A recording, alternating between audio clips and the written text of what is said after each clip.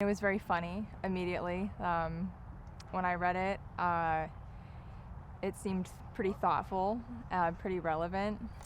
I don't know that I've really read anything similar to it. Yeah. And I think my role, like Lizzie, the character, she stood out to me pretty immediately, because it's hard for me to find roles that I guess I feel like someone wrote this for someone like me. Usually it feels like there's a little more imagination that has to happen, but it felt really, I resonated a lot with the characters. I do think there's this belief she holds on to, which is like, if I do go the extra mile, I know I have to work harder than everybody else to be recognized, but if I just work as hard as possible, even if I'm not seen as an equal, I'll be able to elevate myself to a point where I'm getting to have more autonomy and more control over my life. I think they're both very sensitive people, and so it's maybe one of those moments where you kind of you feel right away someone else is also sensitive, and you can connect kind of quickly. So I think they have that initial meeting. They end up working together in a corporate office, which is a pretty loaded environment, and that they can't really be themselves around each other. I think, yeah, they have to be professional. So I think they find moments throughout the film to connect, and it's clear that they have something special, but they've got a lot of obstacles between them. Humor, to me, especially the way it functions in this script, is it's essentially a way of representing pretty specific experiences that don't even always feel like satire to me. But it's kind of like taking a spoonful of sugar with medicine, where it kind of, I think it presents a more comfortable medium for just for an audience to listen to relate to. Justice is amazing. Justice is very easy to fall in love with on screen. So he's kind of, this is not his first movie at all. So he's been not like fully taking me under his wing, but he's answered some questions for me, and I feel very looked after. Always crack a joke and then move ahead. It eases things. Also, I think it's necessary in the darkest of times. A joke, sometimes very inside, you know, at a funeral or something. It really is, it's necessary for the human existence. His calm, and that is very rare because directors are under so much pressure. I could never be a director. I mean, I directed a couple things. It's too much. It was seriously, what color are the shoelaces? Do you want them, should they be distressed? Should they be bigger? Should they be high tops? We have an extra pair of dark blue socks. Can the lead wear, you know, every aspect. You have to have answers.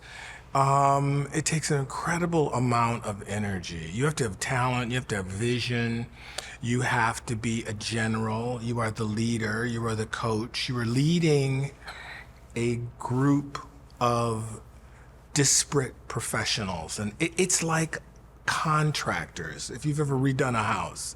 And if there is no contractor, then everybody's putting the window where they want it. You know, and so it really does require leadership, and the tone of the director sets the tone for the shoot. So the director is very cranky, angry, belligerent, all of which, by the way, Kobe was. You know, that affects us. We're like shipmates, you know, so it's a really important role. It takes you on a trip. I mean, it's really quirky and out of the ordinary love story. As I said, there's fantasy there, and humor, and just it goes down a different road. My team said, look, we're going to send you this script, and that usually ends in disaster. Well, I didn't. You know, when you read a script and it's bad, that's like meeting someone who says, everyone says I look like you. And you're like, really? That is upsetting. Yeah.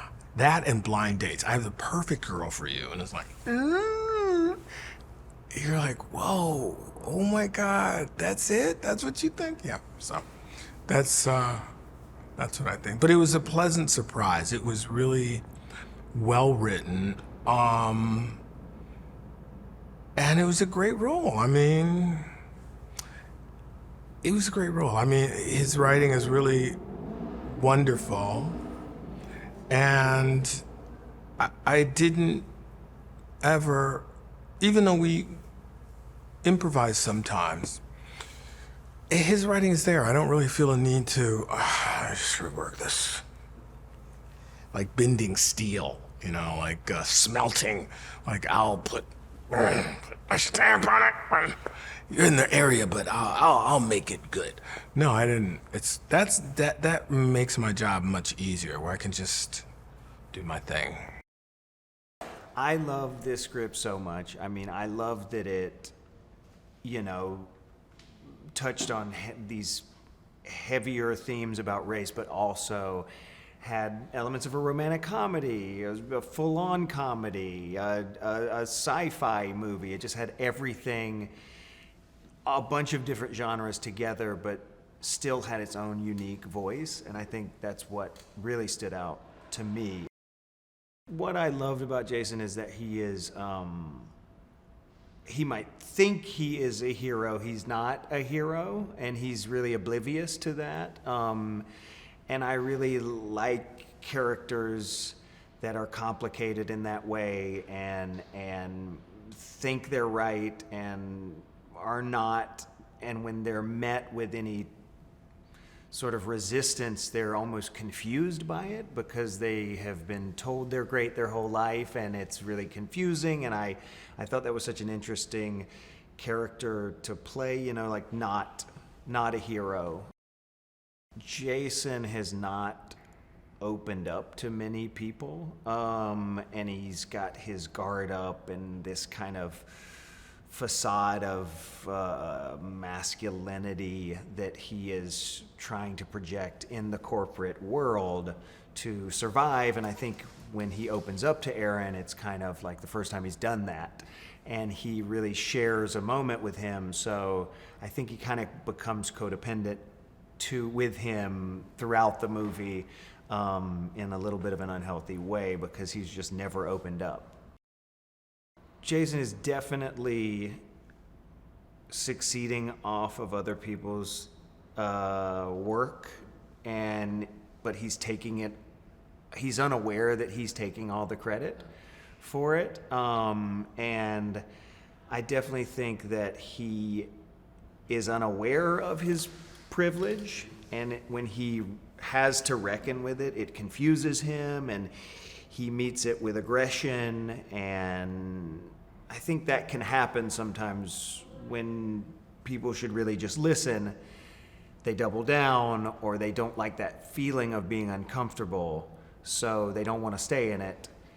And I think that's detrimental if you keep pushing, and all you have to do is just listen and, you know, try to do better. He really opens up to the idea of being with Lizzie, or wanting to be with Lizzie, when he realizes that he can maybe benefit from it in a way. Like, whether he knows it or not, he's like, I like this person. And it's like, you might only like that you're competitive with her, and you might be better together. So I'm unsure if he's really in it, or if he can even feel that in his aggressive state. So I don't know if he really is in it for the right reasons. For me, comedy has always been an access point for everything, you know, and I think when people use humor to tell you about their identity or their struggles. It just makes it, you're able to relate to it immediately with a laugh. They're eliciting a response in you that is like, we're all the same. We all feel certain things, even if they're different. Laugh with me. And I think it really takes people's guards down, and you're able to learn in a way that you don't realize you're learning. And you're like, oh, wow, that changed my point of view completely because I was brought to it with laughter. And I love it. I just love humor so much. I love humor so much. It's not like a robot. I can't believe he hasn't directed a ton before. He's so good at it.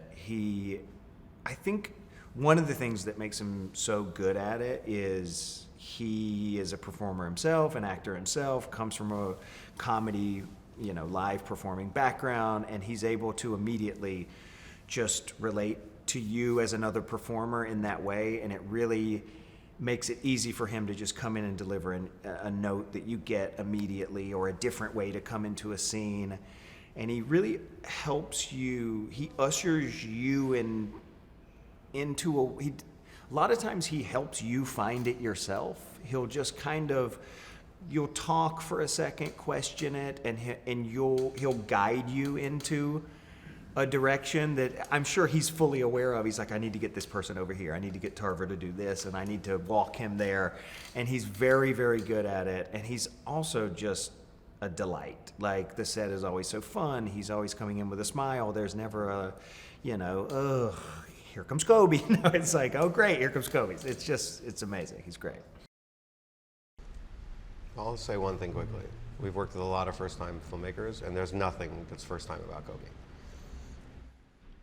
Yeah, he approaches everything very collaboratively, very practically. He's, obviously creative rules the roost, but he has approached everything with like an open mind about what actually works and what gives him the most options to make his movie. So from start to finish, yeah, he has not felt like a first-timer. And I think, his background and being around in this world for a long time really shows itself in how he works with actors and how he works with producers and the crew, just like consummate professional, and very just open to bringing the best team around him, and not, sort of owning everything just as a director, but really feeling like making everyone feel like they're a part of the team, has shown itself, and that's how he's gotten such an amazing crew around him. For an unknown director, it's sort of astounding how he's been able to surround himself with that group. It is the literal sort of personification of the trope of a magical Negro that appears in film, television, and novels, where there is sort of a secondary Black character to a white protagonist who has no backstory, no sort of agency, but is there just to serve the white protagonist storyline. So in this American society of magical Negroes, this society has come to life, and there is a place where Black Americans can go to become gainfully employed, and get magical tools and skills that they can use for their white clients. And the white clients are out in the world sort of not knowing that this society exists or that these folks have magical powers. Our protagonist, Aren, becomes employed by the society and is recruited, and through that process gains these magical powers, but comes to realize that he's deserving of his own sort of personal story, and he should be the protagonist of his own life, and goes after sort of the girl in the world of the romantic comedy.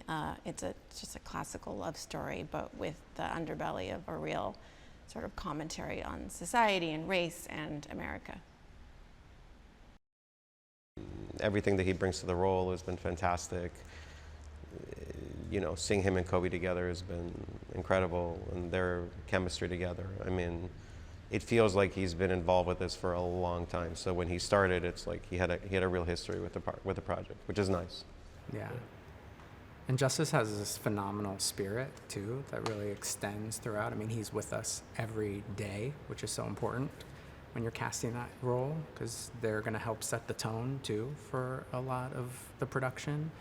And he is just like so fun, so inviting to everyone, has the most infectious laugh of anyone on set. The loudest The laugh. loudest laugh. It's hard not to like want to laugh with him. So yeah, he's just been like such a great presence too for the production. Yeah, so warm. Yeah. She's our discovery, which we were thrilled to discover. It's such a huge win. And did you audition a lot of female actors? We did, yeah, we did. We auditioned a lot, and her audition stood out from day one. And Kobe always gravitated to her. We talked through a bunch of different ideas, obviously throughout the process, as you do. But yeah, she stood out from day one, and her audition was fantastic. And casting loved her. Jeannie McCarthy and Nicole. You know, the studio loved her. Like, we all felt that excitement for her audition, and they work so well together. They have such beautiful chemistry. So yeah. She plays sort of like the grand priestess, if you will, of the society, and she gets to levitate, and her magical powers are off the charts. And she's very disappointed when her sort of subjects don't do as they are told. So she got to play sort of a larger-than-life character, and got to do lots of fun things, and really brought like all of that Nicole energy to her role. And so we were thrilled to have her, and we needed someone who could really command a large group of people and really embrace that. And she did that, and we're so happy with her performance and can't wait to see the final product. And it's the second time we worked with her. Yes. Which is great. In our industry, our content that we ourselves have made and our colleagues and peers have made has perpetuated the stereotype of the magical Negro. So this is kind of our opportunity, I think, to make something that counteracts that, hopefully a little bit, and recognizes that some of our favorite films coming up and growing up have sort of been guilty of this sin. That doesn't make them necessarily bad movies. It's just a complicated sort of reckoning of what we all grew up watching and reading. And so hopefully this can sort of fall into the canon of things of trying to do better going forward. The writing's incredible. Kobe is obviously an incredible writer and director. I had actually workshopped this script with him 3 years ago, I believe, at the Sundance Labs. And what really struck me about the film was that it was a film commenting on race, commenting on film. Do you know what I mean? It twisted this cinematic trope towards racial commentary, which I thought was something that hadn't really been done before.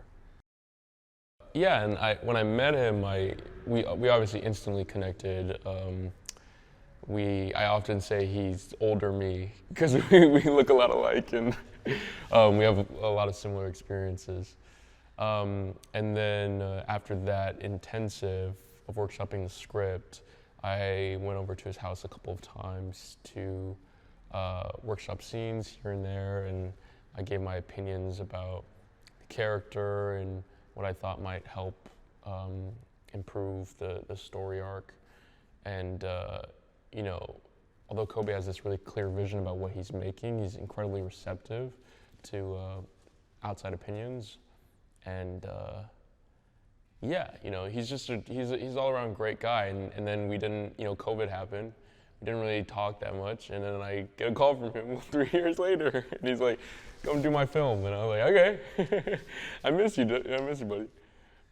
Yeah. This film is about Aren Bondo, who is a yarn sculptor down on his luck, who gets indoctrinated into the Society of Magical Negroes, which is an organization that has bestowed upon themselves the responsibility of keeping white people across America happy under this noble dogma that if white people are happy, black people will suffer less. Yeah, there you go. I'm so grateful for this project and to Kobe for writing this character, because I think it's dug up all of my own insecurities and forced me to confront them and to confront the way that I move about the world, and I don't know if I would have done that without doing this project. My philosophies have shifted, and that's more than I could have asked for. That hasn't happened on most projects I do. This one has been a real therapy session. Not in Jurassic World? Yeah, no. Not particularly, no. Humor is a universal language, and I think it's imperative towards bridging gaps between perspectives.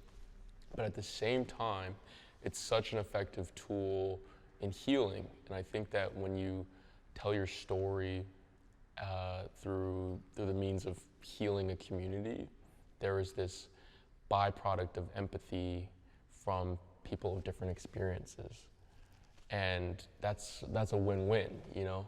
You make a movie to highlight an issue that you and other people like you are struggling with, and just through speaking your truth, which often involves humor, other people they finally get it, you know?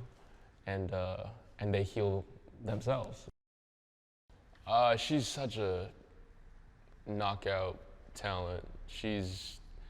One of the first things I remember her saying in the chemistry read that we did together, Kobe was like, "Tell us a bit about yourself," and she was like, "I'm a waitress trying to be an actress," and I loved that so much because one, you know, we've all started from somewhere, and two, it just spoke to her passion about what she does. She's like, "I'm gonna do this, and I will do whatever I need to survive, but this is what I want to do." Like, and on set, she brings that same passion. She cares about the craft and cares about storytelling, and has such a hunger for truth. And I identify with that, you know. And on top of all that, she's hilarious, which is definitely a plus. I know how to knit now. It's great. I love puzzles, and to me, knitting is a lot like a puzzle where you learn the terminology, and then when you get a pattern, it's just putting all those pieces together. I knew I had to knit on camera, so I wanted to make sure I looked like I knew what I was doing. But now I knit on set all the time in my green room, and while I'm waiting for setups, I'm just knitting. It's better than just scrolling on your phone and burning your eyes. Are you making outfits for family members and stuff like that? Full outfits, full yarn outfits. That'd be perfect. No, but I made Kobe a scarf as a start gift. And then I made 2 pot holders, and then now I'm making a beanie, and that's it. I love it. When people see When I initially read the script, I just really liked it. I thought it was a really interesting idea because we all know the trope of a magical Negro in a movie or a TV show who is guiding the white lead to their dreams while they're like in the corner being like, "I'm happy and humble and just want to help." So I just really like the idea of seeing those people. I thought it was so smart, and then the jokes were really funny. And I didn't know if it was gonna be like, you know, broad or like really like small and nuanced, and we're playing with all the tones and stuff. So like I can't wait to see how it turns out because it's so much fun. I've had so much fun playing. DeDe is fucking fierce, okay? DeDe is the head of this society. DeDe is a boss bitch. DeDe is fun. DeDe is like, she's severe, but also has this like softness to her. And I just like read it and really fell in love with it. And then we got talking about the costumes, and I was like, yes, she gets to wear sequins and glitter and sparkles. I'm in. You heard right, I fly. I'll tell you something. It's insane. They put you in a contraption, and then they go, the more uncomfortable you are, the safer you are. And you're like, that can't be right. But they are right. I have bruises on my back. And a little bit on my ribs, and then like on my arms. But that being said, well-earned bruises. I looked amazing. My friend Aren, who's also in this, I think he plays Kwame, he was taking videos and pictures, and I like got home and was like, oh my God, she can fly. I feel like Dumbo, you know? Elephants don't fly. Big bitches don't fly. This was a dream come true. I had not met Kobe before. We met on a Zoom. Have you ever heard of Zoom? Became very popular in 2020. But he was on, I think, location or like coming from a scout or something. So he was just like kind of frazzled, but that's what it is. Directing is like a huge undertaking. And we had like a lovely conversation about what we thought the tone was gonna be and how we thought DeDe was gonna be. And then I haven't had a director send me storyboards before, but like that was super helpful. And it just showed how prepared and how invested he was. And it's always nice to work with someone who like really believes in their vision and is working really hard on their vision. Because I've worked with directors who are just like, nah, try it again. But like, he'll say something and then go, does that make sense? And then lets me take a minute to just kind of digest it and then try to do the note or try to add something that I want. It's like a nice conversation. So like, honestly, it's only been one day, but it was a lovely fucking day. As a comedian, I don't know if I've broken any barriers using my comedy, but like I do like to talk about really sad things sometimes and infuse it with humor, because life is kind of sad if you think about it. And I think laughter is the best medicine. I sound so corny right now, but you know, it's a saying that's been around for a really long time and I think it's true. I hope industry people watch this movie. People who write scripts watch this movie. And when they write a character, it doesn't necessarily have to be a white person with like a black best friend who's like, you go girl, I'll wait here for you, but you live your life. You know what I mean? I hope like, you know, white writers find a little bit more inclusion in their writing. And if it's like you don't understand that person's experience, you can write a script, hire a black person, then just ask them their opinion.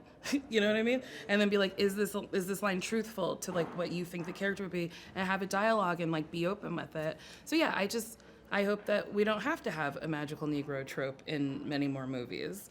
I hope maybe we get like a magical white trope where it's a white person who's like, I have an idea. And it's like, well, I'll listen to you. You've succeeded for a long, long time.